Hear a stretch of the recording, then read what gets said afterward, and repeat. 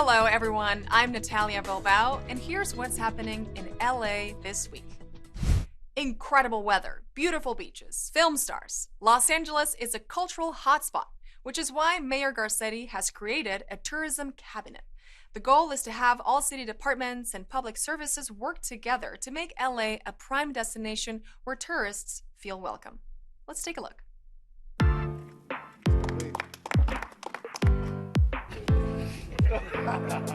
LA's been a tourism hotspot for almost all of our existence. People love to come out here for the good weather, when the movie industry hit, to see the stars, and now for so much more, from the beaches to just the culture and food that's swirling around us. But we've been investing very specifically in more hotel rooms, a better airport, more public transportation, and winning marquee things from the Lucas Museum to the Olympics and Paralympic Games. So we want to be much more deliberative, much more intentional about our tourism policies. So this creates a cabinet that isn't just about the convention center or a tourism development department. It's looking also at other departments, from our police and fire department to make sure that this is a great, welcoming city, to looking at our libraries or our rec and parks in facilities like this observatory, the #1 visited observatory in the world. Tourism Economics is projecting that this year alone we will see 92% of 2019's record-setting visitor demand. Now, we know we have a long way to go, though, and a lot of work to do, so we're incredibly grateful for the city's vision in establishing the Tourism Cabinet to address the most critical issues impacting the visitor experience and to ensure the long-term sustainability of this vital sector of our economy. Our partners at LA Tourism and Convention Board, they're in charge of marketing the city. But we never ever had anyone at the city in charge of preparing the city assets for all those visitors. We do a good job about thinking about the businesses that are in Los Angeles. Sometimes we forget about the visitors that are coming. And so this is really asking general managers to work together to focus on tourism and tourists and what the visitor experience is like in Los Angeles. We know that this tourism industry is one of the biggest employers anywhere in Los Angeles and anywhere in this country. This is a great place to do business. It's a great place to invest. It's a great place to visit.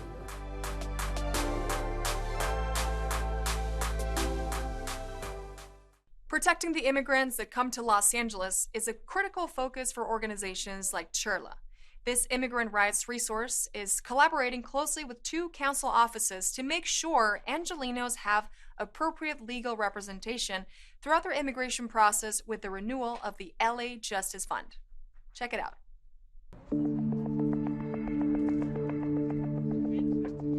The LA Justice Fund is a fund that comes through a collaboration between the city and the county and philanthropy, and it's to ensure that immigrants have access to lawyers for their immigration process. Like CHIRLA, they provide lawyers to help immigrants like me, so it will help a lot because when they go to record, they don't have no legal assistance, so that's why they get deported. In this country, you see even children having to go to immigration court by themselves with no representation at all, which is a very scary thought and very much against the Constitution and the values of this country. So the LA Justice Fund exists to protect people and to make sure that they have that due process and that adequate legal representation through their immigration process. I got help from CHIRLA, and I think it's good so they can continue giving the money to help another immigrants like me, so don't get deported and the family stay together. Council District 9 is a huge supporter of immigrant rights, from making accessible CHIRLA to South LA, from giving discretionary funds to immigrant rights organizations. We continue to be a voice for our constituents because that's just what they are, our constituents. De hecho, el Distrito 14 y el Distrito 9 nos están apoyando ahora mismo porque saben la importancia que es nuestra comunidad y sabemos que en este estado somos la mayoría también. We're here to urge the City Council to support the renewal of the LA Justice Fund and to support the ongoing existence of the LA Justice Fund in this city. This should be a no-brainer. This should not be a difficult task to do as a city of immigrants that is vibrant because of immigrants. And so to be able to support support immigrants beyond the rhetoric, beyond the words, is really important. So we urge the City Council to support the LA Justice Fund. Bueno, no solamente agradecer con todos los concejales que están en este momento apoyando a nuestra comunidad. Gracias por estar aquí, gracias por estar presente con nosotros.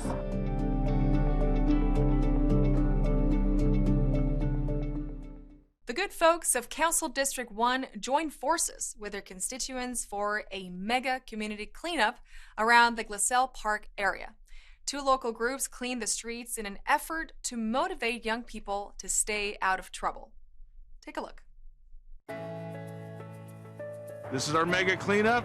We're trying to clean up everything because a cleaner and greener LA is very, very important to the citizens of the city. Makes them feel better about themselves and about the city, so we're trying to help them with that. Here in the Glassell Park area, there's a lot of trash and debris and overgrown weeds, so we're here cleaning it up. When the kids are getting out of school, they can walk around and not see trash on the ground, plastic bottles, broken bottles, weeds, and things like that. We have 2 great community groups out here, Healing Urban Barrios and Community Warriors for Peace, both of which do community outreach, help with cleanups, also help with keeping young people from getting into trouble, as they say. We work with youth and young adults who are gang members, and we help them clean up their lives. So this is what we're doing. If the community is not clean, then they're not clean. So we're here to help them. If their community is clean, then they'll have a better shot of getting clean themselves. We believe in keeping our streets safe, so that's what we're about. That's what we want to promote, and that's what we want to role model. Even today, I bring my daughter out so she understands the importance of community service and to give back, and to always remember our humble origins of who we are, where we came from, and to always make sure it's not always about ourselves, it's about community as well. I think it's really nice for the community because sometimes people can be like a little bit dirty and don't really care. So I think it's good. I love coming out here to these cleanups because it makes me feel so happy that I'm getting connected with my community and helping the community and making it a better place. I live here. I pass by here every day. I want it to be clean. Community Warriors for Peace!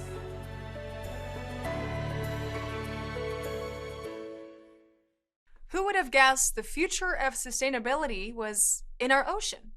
Alta Sea at the Port of Los Angeles is the new blue economy flagship looking to invest in ways to develop energy, food, fuel, robotics, and many other resources that can be found in the sea. The aim is to restore the ocean and our planet so future generations will thrive on this land. Check it out.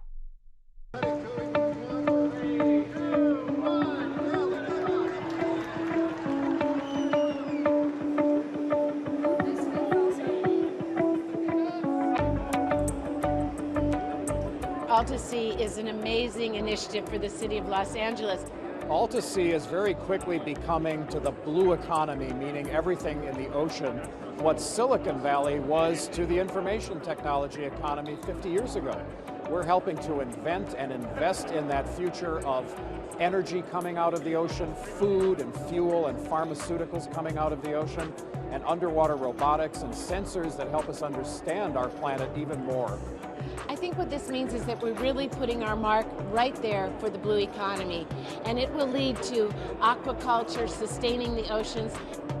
Pollution is the enemy, fossil fuels are the enemy, and so any organization and anyone that works to kind of terminate that is on the right track. You know, since the advent of industrial humans, we have been polluting the ocean, polluting our air and water and land, and we didn't understand it originally, but now we do. And so what Alta Sea is trying to do is to help restore our oceans and our planet ecosystem so that it can continue to help humans thrive on this planet. When I think about the most important thing in life, I think it is sustaining the planet for our children and our children's children and their children. People who are looking for new careers can come down here and learn about how to get involved in the blue economy, which is really the future of our planet and our economy. The Care Harbor event is back after a 2-year hiatus to offer medical services to the residents of Council District 9. In order to promote greater health equity, this event gathered medical professionals who volunteered their services free of charge for those without access to proper medical coverage. Let's take a look. Estamos hoy aquí para darle la bienvenida al evento de Care Harbor que regresa Después de 2 años de la pandemia, estamos ofreciendo servicios médicos, dentales, exámenes de visión, y es muy importante para la comunidad de aquí porque los residentes no tienen seguro médico y por eso es importante que estos servicios están aquí para ellos hoy. The reason why this is so important to us as an institution is because it is our obligation and responsibility to promote greater health equity. We have actually brought together more than 300 volunteers, physicians, nurses, dentists, as well as specialists in vision, pharmacists, you name it, to bring all of our services here for our community. I heard about this Care Harbor event going on today and throughout the weekend, the 3rd, the 4th, the 5th, and the 6th. This is important for me, not just for me, but for the whole community as well, because some people are just don't have the resources, and this is an excellent opportunity for them to get the checkup they need. If it's free, why not use it up, Me parece muy bien. Yo, gracias a ellos, he tenido mucha ayuda. Ellos mismos me han ayudado con la cirugía de la visión y muy buen servicio. Gracias a los organizadores de estos programas por ayudarnos a tanta gente que vemos pues necesitada. Pues nos ayuda demasiado porque, por ejemplo, yo siempre vengo por el Deep Clean y es completamente gratis. Pues generalmente nosotros pagamos como $400 por un Deep Clean o algo así, y eso te lo estás ahorrando aquí. It's all of our responsibilities to be very thoughtful and very intentional and make sure that we're providing accessible, high-quality, equitable care to every single member of our community. And that's what this event is all about.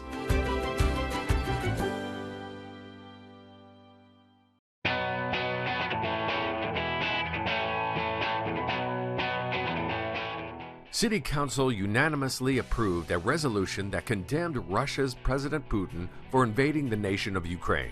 The resolution includes a call for international or federal divestment of all holdings from and investments in Russia.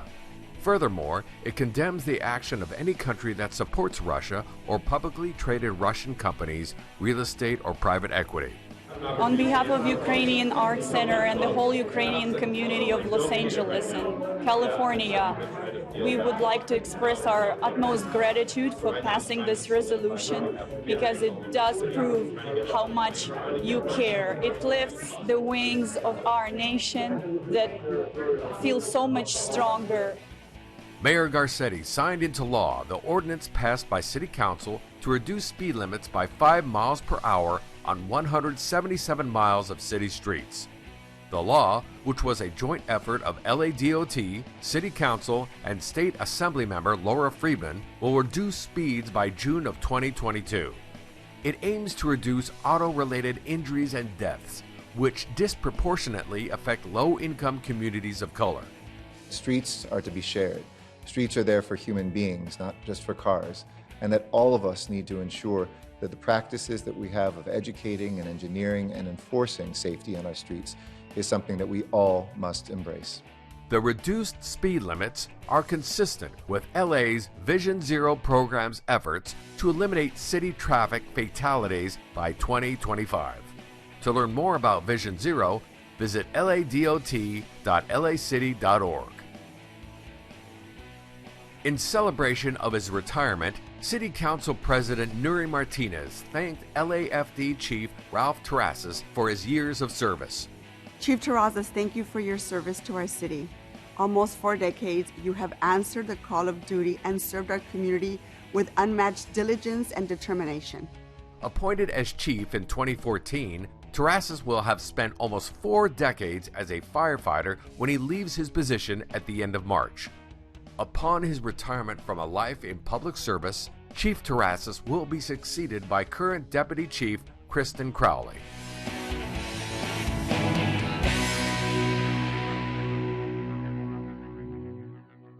Still fresh from their Super Bowl victory, the LA Rams found time to care for their youngest fans. They visited local schools to read their new book, Ride with Rampage. The event was a part of their continued effort to help increase the literacy rate amongst children. Check it out. Today we were able to celebrate Read Across America Week. We had our Rams, our national champions, come to read to our scholars and share the book that Rampage actually wrote, where he was able to travel throughout parts of Los Angeles. Did you know that Rampage is a published author now? We celebrate Read Across America with elementary schools each year, and this year we decided that to help further support students and improving literacy rates across Southern California, that we wanted to create our own children's book and help be a part of that program. So we created Ride with Rampage as a vehicle to help students explore the adventures that they can go on through the pages of the book. It's important to have programs like this, first and foremost, to celebrate, obviously, the love of reading, but also to make connections with the community. So our scholars are able to see what is happening in the real world as well with our athletes and bridge that gap. You can still see scientists digging up fossils in the tar pits. You can also visit the museum to see the fossils and learn all about them. It's important for us to actually be here on campus with the students, get the FaceTime with them, and really be a part of the community, not just the team that they see that plays on Sundays, but really to be involved and to be with the students in the classroom and to be familiar faces for them throughout the school year.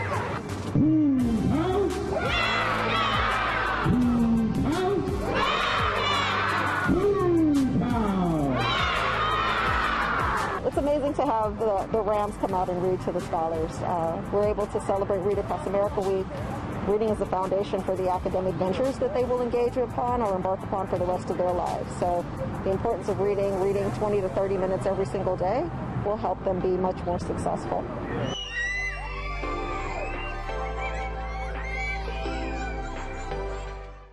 Los Angeles is a melting pot of different cultures and ethnicities, which is what makes it such a rich city. The Chinese American Museum hosted a multicultural lantern festival celebration in El Pueblo that brought traditional Asian and Latin American customs together. LA is for all, and this was a beautiful way to reinforce that message. Let's take a look.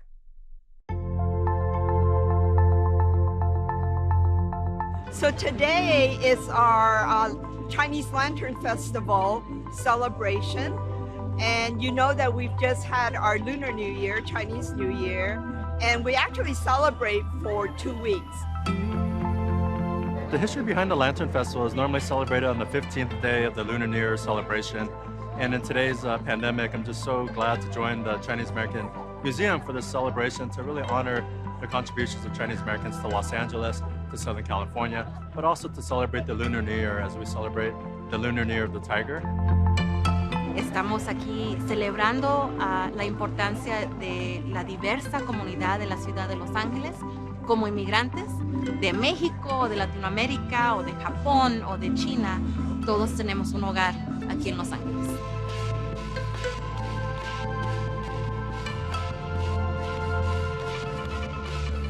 This is something exciting that we're here embracing our community, the culture. It's a moment of diversity that we're able to adapt to this and come together and celebrate the Lantern Festival here in La Placita Olvera. So it's just, again, it's an experience for me because I've never seen this before. So just to see this in person and up close, because usually you see these things on TV. So to see this up close and personal, this was just awesome. This was phenomenal.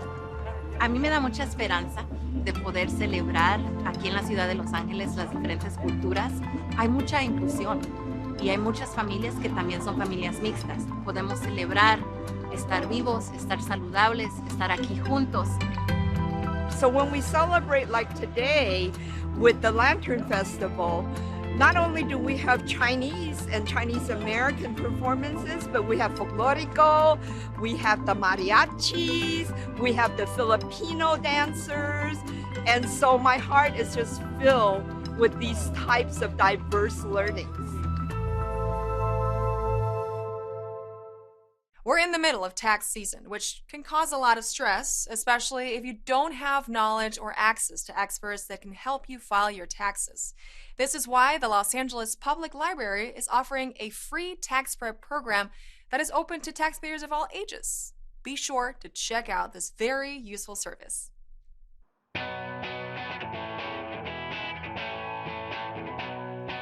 Today we got AARP Foundation Tax Aid Program It's a free tax preparation service for patrons in the community. It's open to all taxpayers of all ages. You don't have to be an AARP member to take part in the services, and it's free, so you don't have to worry about hitting costs. AARP has a good service for, senior citizens. I've been coming here for the last 10 years, and I'm here to take advantage of it, because I'm on a set income. And for those that's listening, you should come down to the Baldwin Hills Library. They should bring in all of their tax documents that they've received in the mail, whether it be a W-2 form or a 1099 form. If they receive Social Security, they'll receive a form from the Social Security Administration that shows their benefit paid out during the prior year. And they should bring their prior year tax return as well, and a photo ID and their Social Security card. Finding out what other library locations have this service, please go to lapl.org and look up the events calendar. If you want to make an appointment, please give us a call at 323-733-1196. It's fantastic. And for those that's listening, you should come down. Make an appointment, come down, get your taxes done.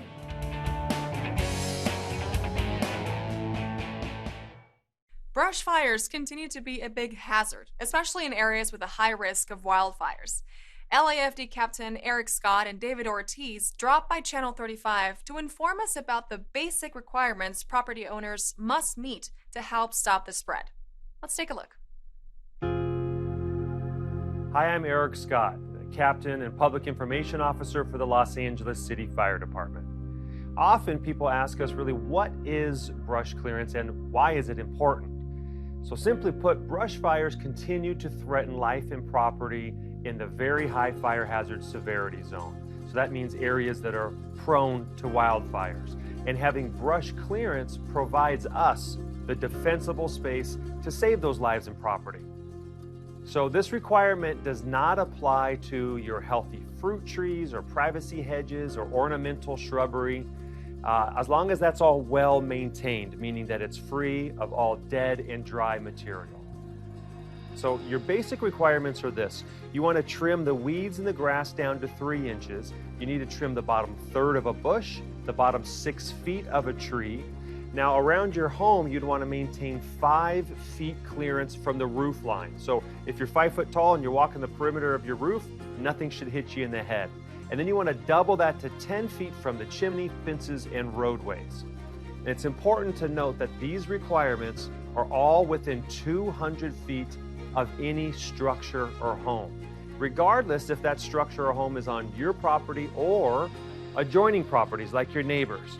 So it's those areas that need to be clear in order to limit the spread of fire and to provide the defensible space for us firefighters to safely operate. So simply put, we'll provide the offense if you provide the defense. You want to clear your property as required prior to May 1st this year. And that way you're going to pass the fire department's inspection and you'll avoid a $33 non-compliance fee and also a time-consuming second inspection, which comes with a costly $668 non-compliance fee. Todas las zonas de parcelas de severos incendios serán inspeccionadas inicialmente. A aquellas parcelas que se determinen que están en infracción, se les emitirá un aviso de infracción y se les cobrará una tarifa de incumplimiento de $33. Lea el aviso detenidamente para identificar las infracciones por las cuales se citó la propiedad. Si usted no puede hacerlo propiamente, contrate un profesional que pueda comprender la información y aplicarla a su propiedad. We want you to know that the fire department wants to hear your concerns so we can provide the clearance necessary for our firefighters to protect your property and your neighborhood.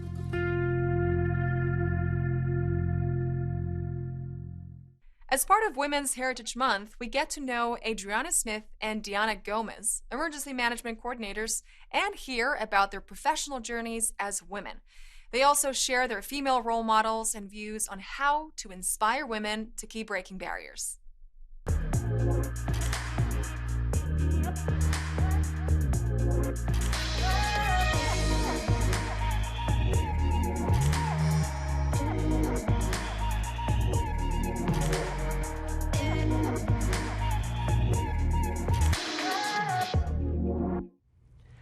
Women's Heritage Month is so important in 2022 because it is a time to reflect on all of the barriers that women have made to date. It's okay for women, young girls, young ladies to break barriers. There are still a lot of stories out there that we need to hear. It wasn't as easy for me when I was a kid before the internet. I didn't hear about women in technology or science. And so those things fascinate me now as I come across those stories. And so I think about these things when I want my nieces to hear about someone that I've just learned about, not just little girls. Everyone needs to hear about it. It is possible, and it is the new norm for you to reach your ultimate peak in your career or your personal life. The most influential person in my life has been my mother. She is a very resilient person. One thing that you can say about my mother is she has very positive attitude. And I always think about that when I'm dealing with something that's difficult. There is a woman that is now retired. She was a high-level executive in my department. She was little in size, but big in presence. And I remember every time she walked into that room, she commanded her presence, but was gentle with it. That's what I want to emulate. We have a great environmental learning center at our Hyperion facility that is open to school children and other groups. And so hopefully once, the pandemic is over, they'll be able to start providing tours of that again. It's just so important that we continue to inspire the newer generation so that we, as females and women, continue breaking barriers.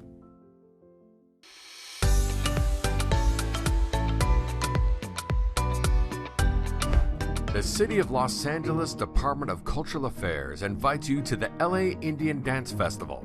This fun and free event will feature performances from Arpana Dance Company, Leela Academy, and Surya Dance Ensemble. The 2022 festival will honor Guru Ramya Hari Shankar for 40 years of performing and teaching Bharata Natyam, one of the oldest forms of Indian dance. Check out the Los Angeles Indian Dance Festival on Saturday, March 26th at D. Toledo High School in West Hills.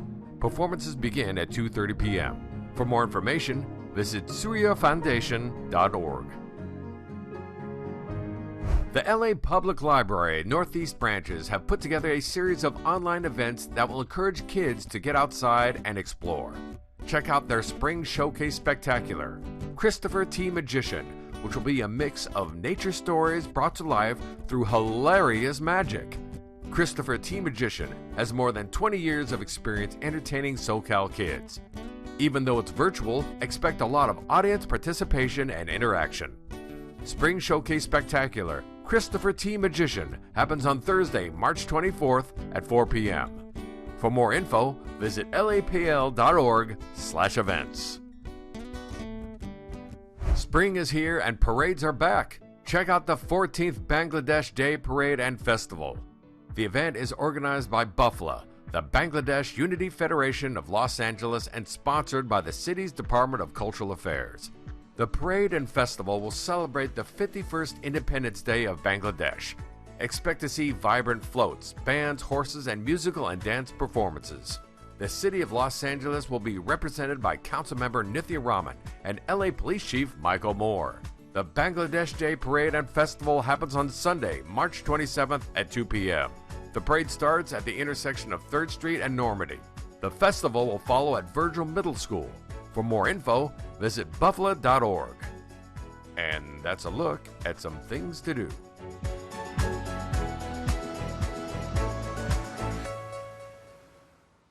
And that's it for this edition. I'm Natalia Bilbao, and from all of us here at LA This Week, thank you so much for joining us. A reminder that you can catch us online at lacityview.org, and we're also on Facebook, Twitter, and YouTube. See you next time for more LA This Week.